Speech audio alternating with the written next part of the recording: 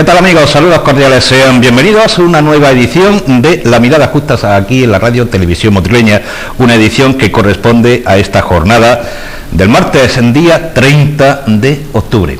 Bueno, pues queremos abordar un tema que nos parece bastante interesante a priori.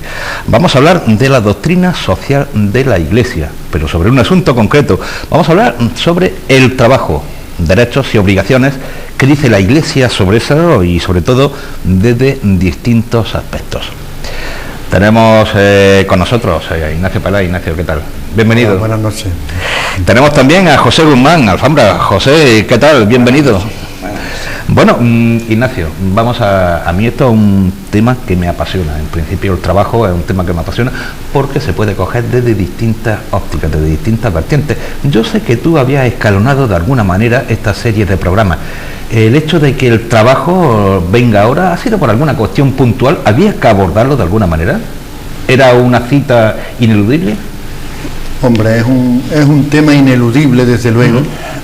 Dentro de la doctrina social de la Iglesia es ineludible, pero además que también este tema es ineludible desde el punto de vista de la vida, porque vamos, el trabajo es importantísimo, es una cuestión importantísima en la vida de cualquier persona y de cualquier familia, ¿no? Por eso, como ya hace 2 semanas tuvo aquí el profesor Ildefonso Camacho, que es especialista en doctrina social de la Iglesia, y él hizo una presentación magnífica de la doctrina en general, ¿no? Pues luego ya vamos a ir viendo distintos temas a lo largo del año de la doctrina social, y creo que el tema más indicado para empezar esos temas individuales es el tema del trabajo, derechos y obligaciones. Y José, el hombre José Guzmán, señores, de Motril, yo creo que hay gente que no necesita mayor presentación aquí entre nosotros. José, a ti te dicen el trabajo trabajador, empresario, un hombre que puede tener múltiples visiones de esto. A ti, cuando te enfocan a hablar del trabajo, ¿cómo te lo tomas? ¿Cómo abordas tú el trabajo en toda la extensión del término? Mira, yo he hecho de trabajador y he hecho de empresario en pequeña empresa, no de mediana siquiera, en pequeña empresa. ¿Pequeña empresa? O sea, que quiero decir que he hecho de las dos cosas, ¿no? Y lo primero, que cuando se habla de un trabajo, o se habla de... el trabajador debe ser responsable de donde está y de lo que tiene que hacer. Así como la empresa también tiene que tener su responsabilidad para que ese empleado, para que ese obrero, pues primero que esté contento, que esté a gusto en su trabajo, que se sienta bien. Y entonces, pues, ¿qué pasa? Que si el trabajador no se siente a gusto porque el sueldo no sea lo que tiene que ser, porque la empresa le exija más de lo que se merece, bien, no puede estar a gusto.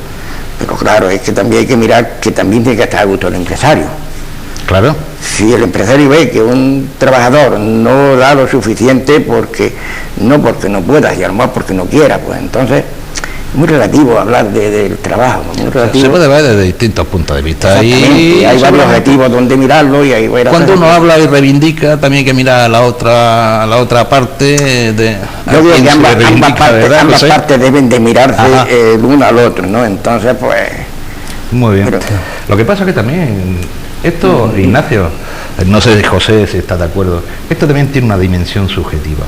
Cuando dices tú la Iglesia, la doctrina social de la Iglesia, ¿cómo aborda este tema? Yo, antes de empezar, me he acordado de León XIII y Rerum Novarum. Tú me dices que esto está mucho más trabajado por parte de la Iglesia. Claro. Pero esa mirada subjetiva sobre el trabajo, sí. ¿Cómo lo aborda la doctrina social de la Iglesia, Ignacio? Bueno, este tema del trabajo es una preocupación constante en la doctrina social de la Iglesia, porque no es que ha empezado cuando propiamente empezó la doctrina social, lo que se llama doctrina social de la Iglesia, que empieza con León XIII a finales del siglo XIX, sino que la preocupación por el trabajo y por los trabajadores y por las condiciones adecuadas de trabajo siempre ha sido una preocupación permanente y constante de la Iglesia desde los tiempos antiguos. Pero vamos, es sobre todo a partir de Juan XXIII, con la encíclica Rerum Novarum, que la Iglesia empieza a preocuparse ya de una manera estructural y formal sobre el trabajo. O sea, posconcilio.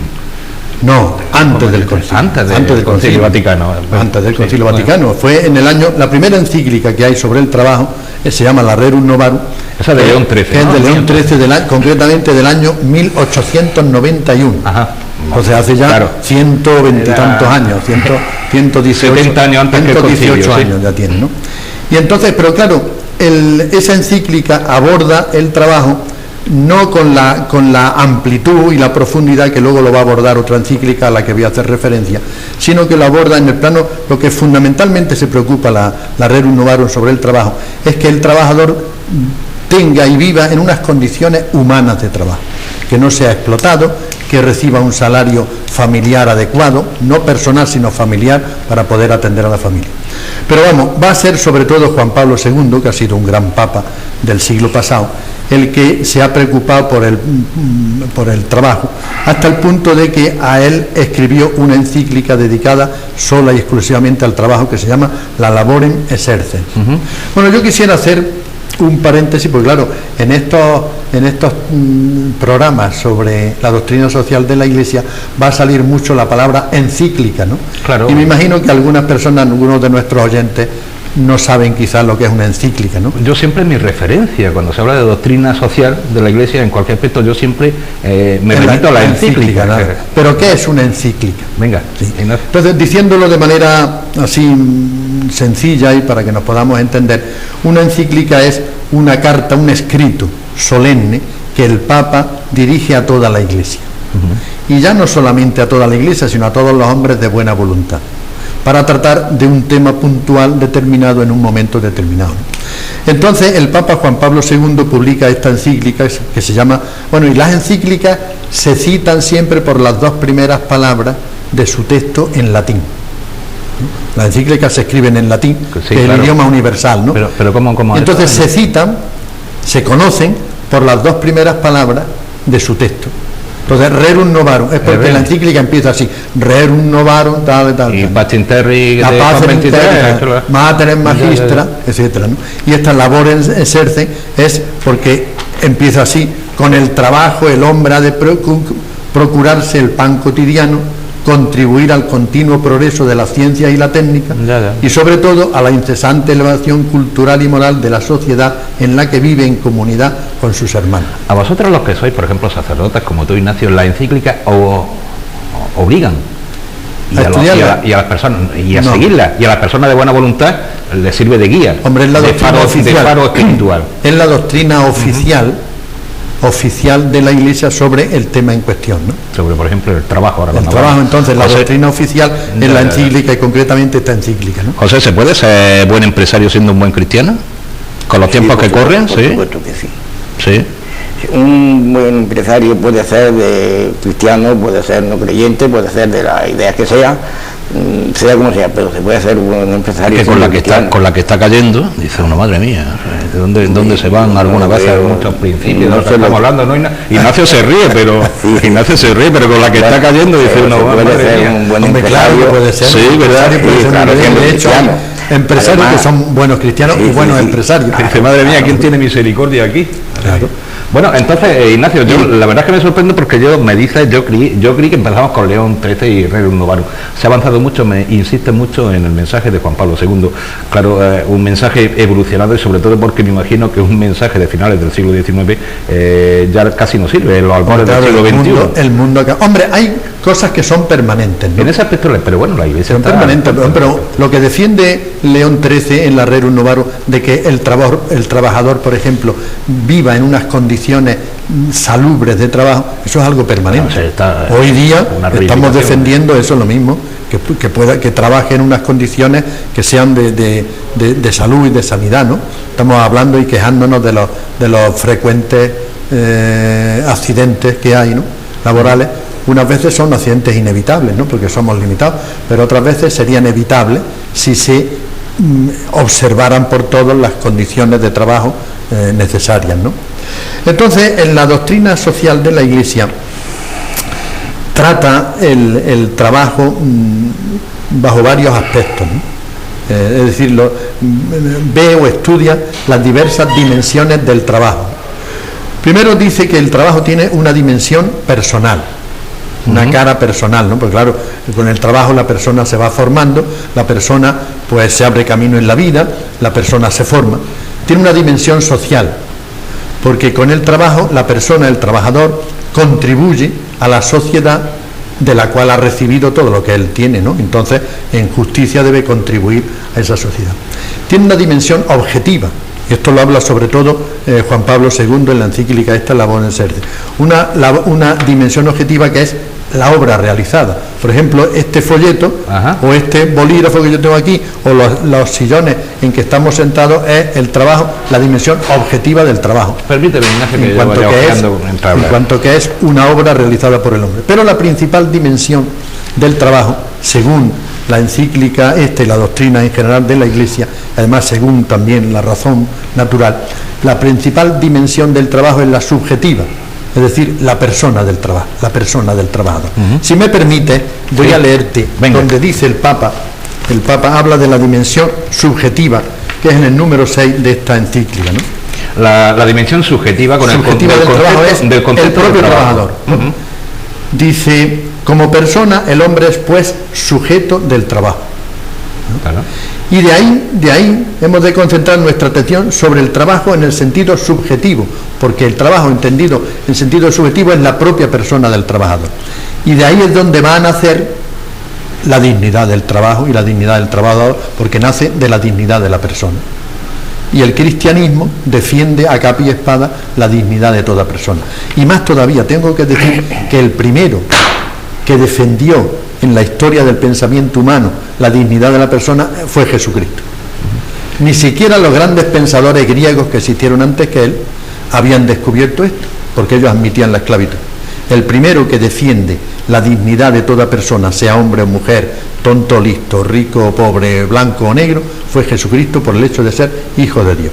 Todos vosotros sois hijos de Dios y por consiguiente todos vosotros tenéis una gran dignidad. Efectivamente, la filosofía peripatética, Aristóteles, la filosofía socrática defendía o justificaba la esclavitud. Exacto, ciertamente. Y mira tú que fueron grandes pensadores. Y siguen siendo grandes pensadores. Claro, y de ellos vivimos. Hasta que no llegaron los escolásticos que de alguna manera, cuando nosotros leemos, Ignacio, también una reflexión que, si me permite, Ignacio, que le transmito a José, cuando hablamos de empresarios que están explotando a inmigrantes, que están atentando contra la dignidad de la persona, desde esa dimensión que me está diciendo, no solamente es delito, porque es delito, pero bueno, es pecado. Eso clama al cielo, eso es pecado, ¿no?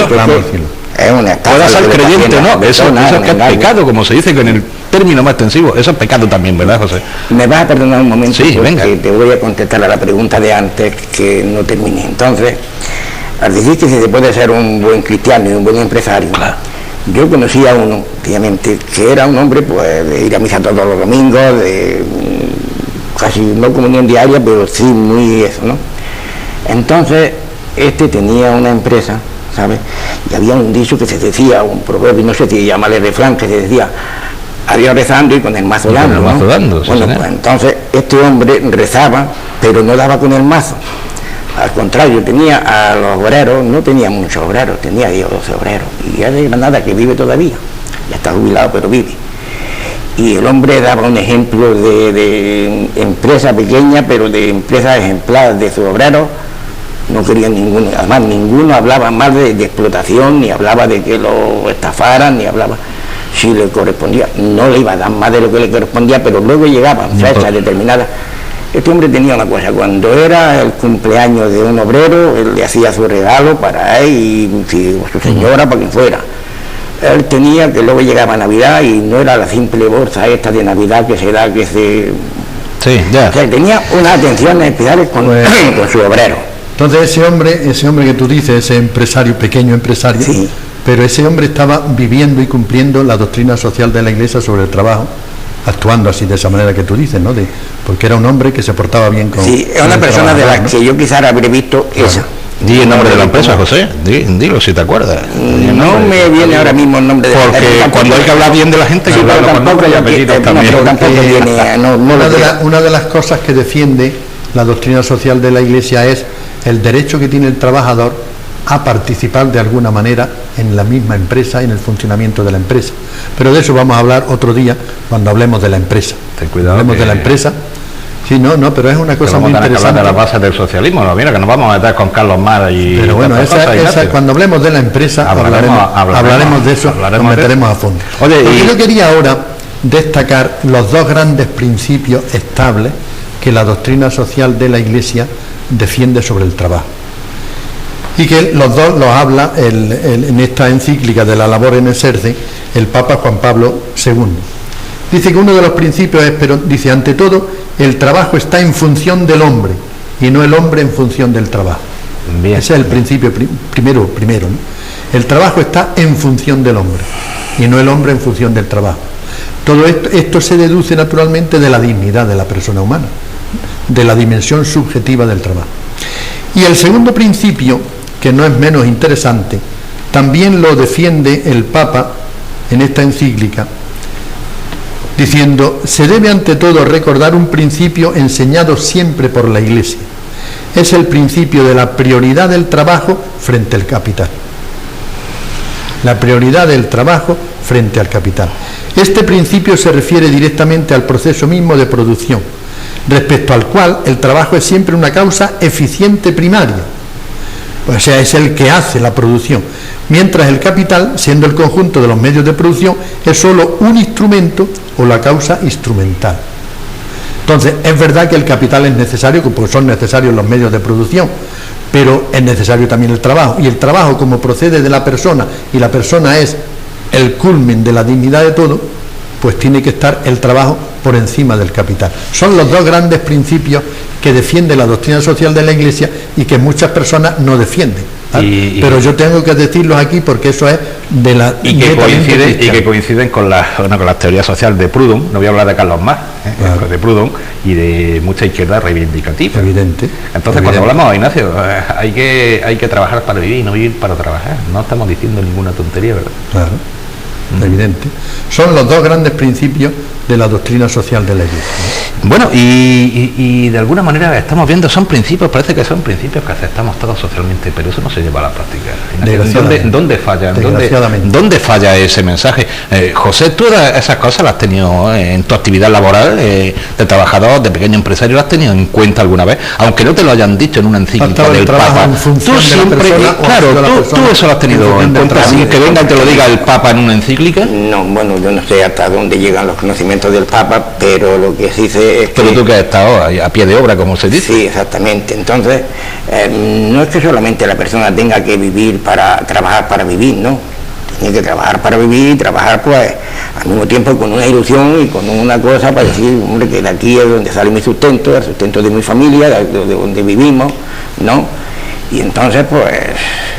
Eso es decir, es que yo trabajo simplemente para vivir. No, es que mañana no puedes tener trabajo y si tú vives al día, porque que trabaja para vivir y dice pues, que quiere vivir y trabajar al día, ¿no? Entonces las personas tenemos que vivir mañana, que a lo mejor no estamos trabajando, ¿no? También tiene que decir voy a... Entendido. Y por otro lado, del empresario, del que abusa, no abusa, todo el mundo hemos visto de un obrero salir un gran empresario. De un obrero que ha empezado de obrero, hemos visto empresarios que han terminado, se han jubilado, se han muerto, y los herederos, las empresas han venido abajo, ¿no? Entonces, todo el mundo no valemos para lo mismo, ni todo el mundo vale para empresarios, ni todo el mundo vale para obreros, y las cosas es que... Bueno, y con esa doctrina social de la Iglesia, ¿y la Iglesia es beligerante en estos aspectos? Hombre, claro, la Iglesia... ¿Y por qué no va la gente y se queja en la parroquia en vez de quejarse al sindicato? O debería de ser más beligerante, de mojarse también un poquito, Ignacio, que una cosa es predicar y otra cosa, bueno, pues estar en la calle y apoyando a la gente y ser beligerante, y en el aspecto beligerante con todo el sentido amplio de la palabra. Hombre, si me dice la Iglesia... No digo yo que haya que echarse... La Iglesia como tal no va a hacer... La Iglesia como tal defiende estos principios y esta teoría. Luego son los cristianos los que tienen que llevarla a la práctica, ¿no? Y entonces, tú dentro de la Iglesia pues hay grandes movimientos, por ejemplo la OAC, que tú lo conoces. Estoy pensando en la OAC, precisamente. La OAC, bueno, pues dentro de la OAC, naturalmente los cristianos que estamos dentro de la OAC, pues sí tratamos de, en la medida de nuestras posibilidades, llevar a la práctica esta doctrina social, porque creemos que es la doctrina correcta y además porque es la doctrina, en definitiva, apoyada en Jesucristo, que es nuestro gran referente, ¿no? Entonces, si entramos ahora porque hemos dicho que el tema era el trabajo, derechos y obligaciones. Derechos y deberes, ¿no? Entonces, ¿qué nos dice la doctrina social en cuanto a los derechos y deberes del trabajador, ¿no? y del trabajo? Pues, en primer lugar, la doctrina social en esto coincide con las constituciones en general modernas de los estados modernos, ¿no? Por ejemplo, nuestra Constitución del año 78, ¿no? 78, sí, del 78. Pues yo creo que es en el artículo 35, dice que todos los españoles tienen el derecho a un trabajo digno, y el deber de trabajar. Claro. O sea que todas las constituciones reconocen el derecho que la persona tiene a un trabajo digno y el deber de trabajar, ¿no? Porque es el medio normal de sustento, ¿no? Entonces, claro, lo que no dicen las constituciones, no dice nuestra Constitución, es quién debe velar por quién tutelar ese derecho. Porque dice, todo el español tiene derecho a un trabajo digno. ¿Quién debe tutelar? Se supone que el Estado, ¿no? Eso es el Estado. De los gobiernos, de los distintos gobiernos. ¿Sí? Entonces, de esto también hablaremos en otro tema, ¿no? La intervención del Estado en la materia social, ¿no? Pero vamos ya centrándonos nosotros en el derecho y deberes de trabajar. El deber de trabajar, y yo quisiera corregir esto que puede ser un error, ¿no? Que aquello que dice el Génesis, que ganarás el pan con el sudor de tu frente y tal, ¿no? Entonces dice, hombre, el deber de trabajar como un castigo por la rebelión del hombre en los inicios de la humanidad. Y no es cierto eso, ¿no? Porque antes de ese relato del Génesis, de ganarás el pan con el sudor de tu frente, antes de eso se le dice al hombre, tú aquí tienes toda la tierra, es tuya, y tú creces multiplicados y dominás la tierra. O sea que antes de la caída y de la rebelión del hombre, el hombre ya tenía el deber de trabajar. Entonces el trabajo no es un castigo, ni es fruto de la rebeldía del hombre, sino que es propio de la condición humana. El que el trabajo ayuda al equilibrio psicológico. Una persona que no trabaja de alguna manera porque puede, porque no puede, porque tiene trabajo, porque no tiene trabajo, sobre todo por cualquier circunstancia, es un hombre que se siente un poquito frustrado, ¿no, José? Ya, yo no sé si el trabajo, como dice don Ignacio, era como un castigo, pero lo que no, es verdad es que no es un castigo. Pero es que hoy el que tiene un trabajo, pues es un privilegio, es según el trabajo que tiene, según eso, y todos queremos tener nuestro trabajo, ¿no? Los que no lo tenemos, pues o el que no lo tiene, porque quiere tenerlo, ¿por qué? Pues porque es necesario tenerlo para... Lo que pasa es que, claro, el Concilio Vaticano II, que en esto dio un avance también... Estamos hablando ya del 60. De los años 60, el concilio fue del 62 al 65. En ese documento que tiene la Gaudium et Spes, ¿no? Que es del año 65, pues dice, pues el trabajo humano procede inmediatamente de la persona, es para el trabajador y para su familia el medio ordinario de subsistencia, hablando del deber del trabajo. Por el trabajo, el hombre se une a sus hermanos y les hace un servicio, puede practicar la verdadera caridad y cooperar al perfeccionamiento de la creación divina. De aquí se deriva para todo hombre el deber de trabajar fielmente, así como también el derecho al trabajo. De modo que la doctrina social basa en razones, diríamos, de naturaleza, de índole humano, basa el derecho y el deber de trabajar, ¿no? Y ya más en concreto, hablando de los derechos y deberes del trabajador, pues claro, la doctrina social nos dice que el trabajador tiene el deber de hacer bien su trabajo, como es lógico. Tiene el deber de velar por la empresa, una obligación, porque la empresa es su medio de vida, y tiene el deber de tratar adecuadamente los medios de producción, los medios del trabajo. Tiene unos derechos, porque donde hay unos deberes hay unos derechos, y donde hay unos derechos hay unos deberes. Efectivamente. Esos son recíprocos, ¿no? Sucede una cosa, antes, Ignacio, hablamos de la adaptación, por ejemplo, de las encíclicas papales, obviamente, las encíclicas son de los papas, la evolución de la Iglesia en Rerum Novarum de León XIII, ahora con el Papa, con Ratzinger, con Benedicto XVI. Bueno, y cuando hablamos de trabajo y los términos globalización, la Iglesia también entra en esa cuestión. Claro, hay doctrina social en torno a ese tema, Ignacio, porque hablamos de que hay que estar al tanto, de que se va evolucionando. Hombre, ¿qué es lo que se dice al respecto? La doctrina social de la Iglesia, en este punto como en otros puntos, va evolucionando y adaptándose a las circunstancias de los tiempos, pues claro, el mundo va cambiando. Nuestro mundo de ahora no es como hace 40 años, ni mucho menos de hace un siglo, entonces se va adaptando. ¿Ahora es mejor o peor, Ignacio? Pues en algunas cosas es mejor. Permíteme el paréntesis, Sí, ¿es sí, mejor sí. o peor ahora? De hace 40 Yo años. no creo que sea peor, no creo que sea peor. Entonces, claro, quizás hemos perdido, nos salimos del tema. Bueno, ¿no? después lo retomamos. Después sí, pues bueno. Pues yo no creo que este mundo sea peor que antes, ¿no? Yo creo que en general es mejor. Hombre, primero, económicamente se ve mejor. ¿Es ¿no? más justo? ¿Eh? ¿Es más justo? Por lo menos hay justa? más conciencia de justicia. Ajá, ya. Hay más conciencia de la propia dignidad. Hay más Hay más conocimiento. conciencia de libertad. Hay más conocimiento. Más conocimiento. Ajá. Entonces, claro, en la medida que el hombre se va haciendo más consciente de los distintos campos de su vida, pues ya irá consiguiendo ser que se vaya realizando. Para que el hombre sea más eso que él consciente y consciente, siempre también ha luchado la Iglesia en ese aspecto. Evidente. Es mejor Pero ahora que hace terminando, 40 pero años. si Sí. me perdona, Sí. terminando ya este capítulo de los deberes y derechos del trabajo, ¿no? La doctrina social nos dice, en cuanto a los derechos, nos dice que el trabajador tiene un derecho al salario justo, del cual hablaremos también. Otro tema va a ser el salario. Tiene derecho a unas condiciones adecuadas de trabajo, de salud, de seguridad, etcétera, que también hablaremos otro día. Tiene derecho a participar en la empresa, de la cual hablaremos también.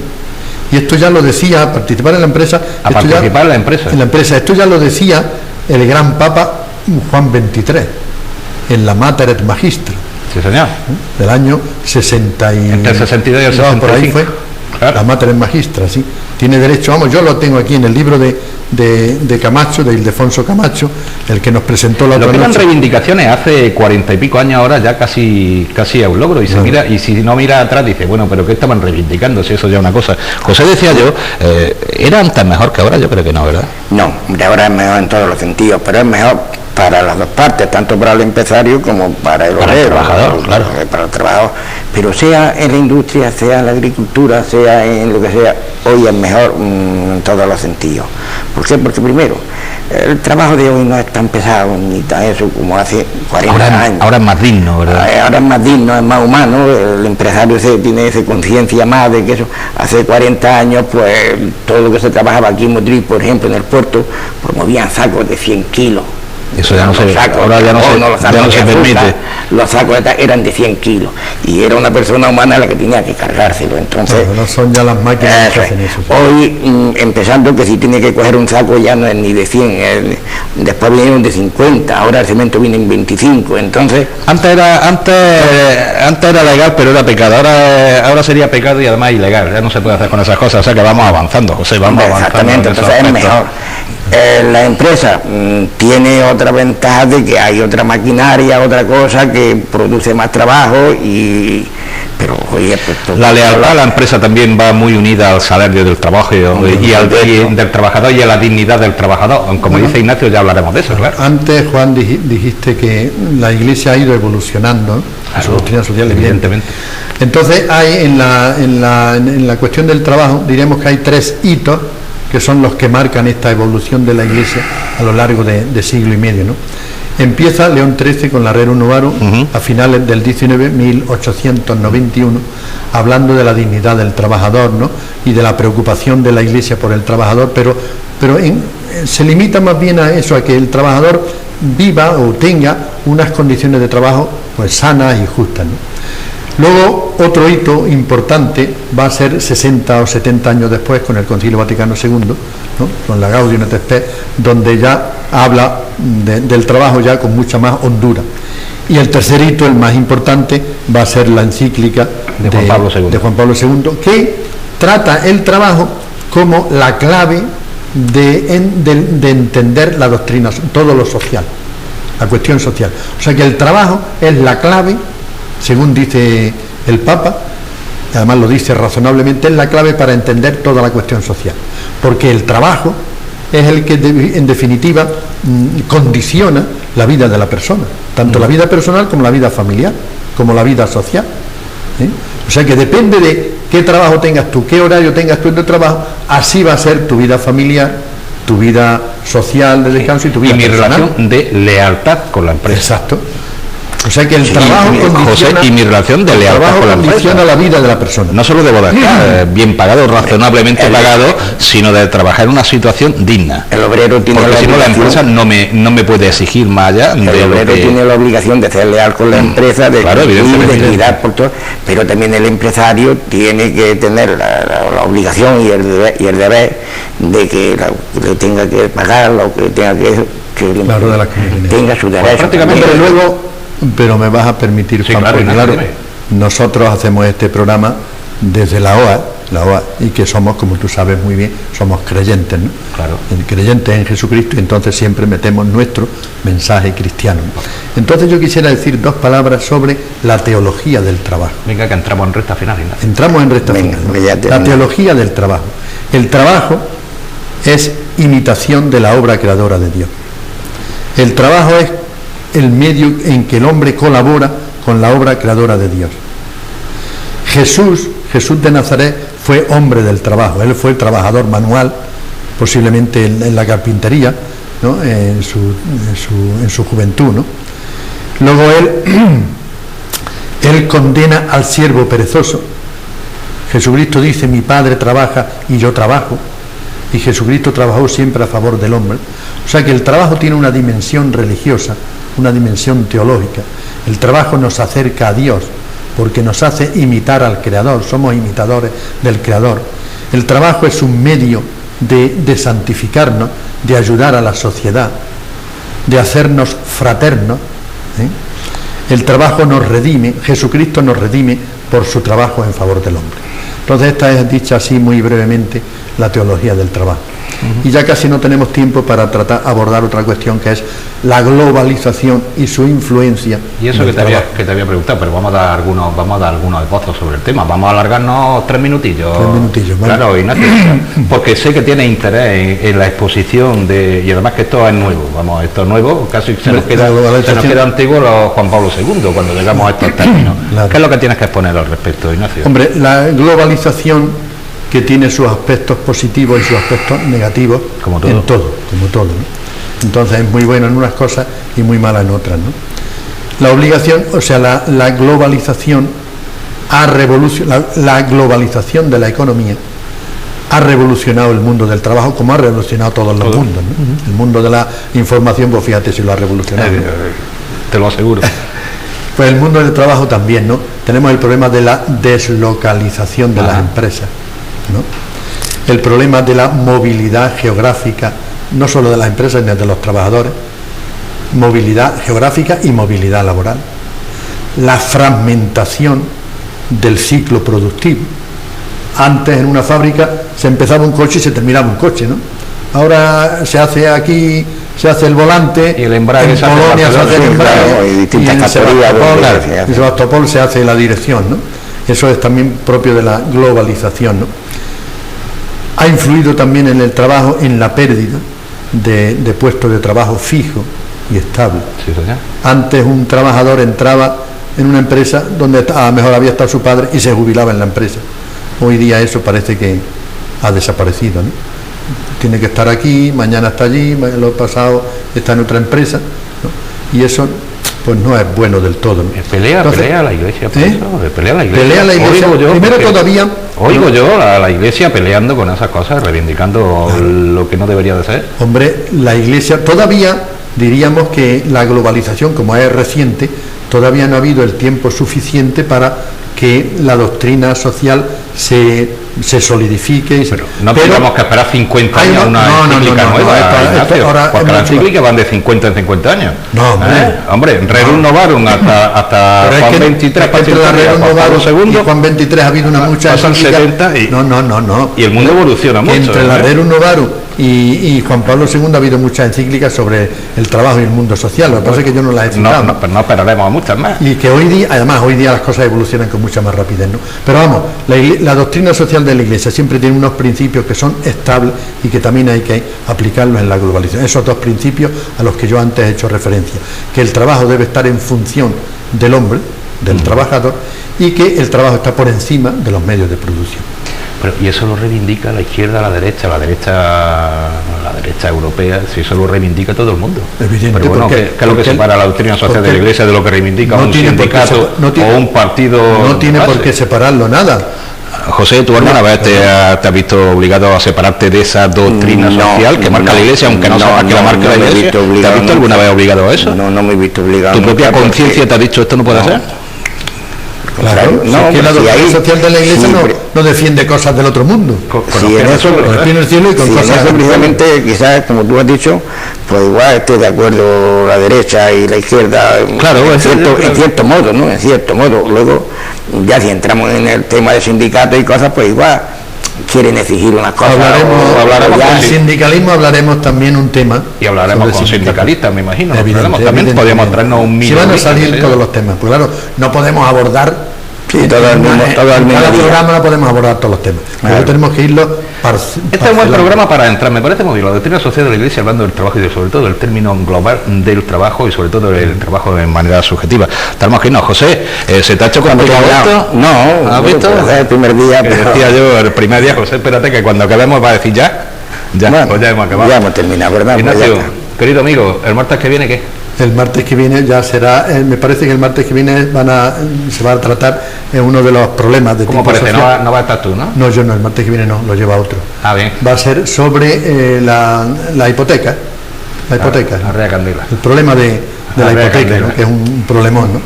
Que no es ninguna tontería, no es un asunto baladí, vaya. Y al siguiente programa ya de tema de doctrina social hablaremos del salario. Muy bien, pues... El salario me parece bien, pero de la hipoteca se vuelve a meter en un terreno hoy por hoy... escurridizo, José. Pero una cosa que está ahí delante... Ahí van a dar un problemón que no podamos obviar. Ahí van a salir socavones como los de Barcelona. Como los de Lade. En estos temas tratamos de los problemas que tiene la gente, ¿no? Hombre, ya. Los problemas reales de la vida. Ya.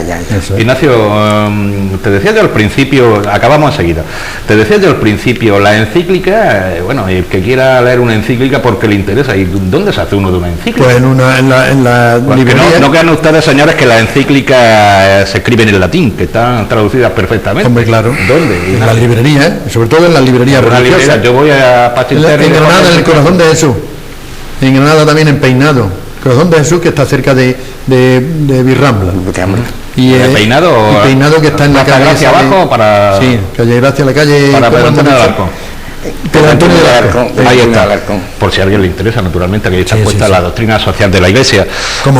Como libro de doctrina social de la Iglesia, este es un libro de Ildefonso Camacho, no sé si lo están viendo, doctrina social de la Iglesia, 15 claves para su comprensión. Teólogo de prestigio. Este tiene varios libros sobre doctrina social, ¿no? José, ha sido un placer tenerte aquí. Muy bien, pues muchas gracias. Imagino que contaremos contigo en otra ocasión, ¿verdad? Bueno, ya veremos. Entonces se andará. Como siempre, gracias. El martes que viene no nos vemos nosotros, pero nos vemos. Y bienvenido de nuevo a nuestro programa. Porque hay que ver, estoy como el Guadiana, ¿verdad? En estas cuestiones. Te pierdes ya. Me alegro en cualquier caso mucho de encontrarte otra vez aquí, Ignacio. Señores, a ustedes, como siempre, muchísimas gracias por la atención que nos vienen prestando. El próximo martes nos vemos aquí en La Mirada Justa, en la Radio Televisión Motreña. Adiós.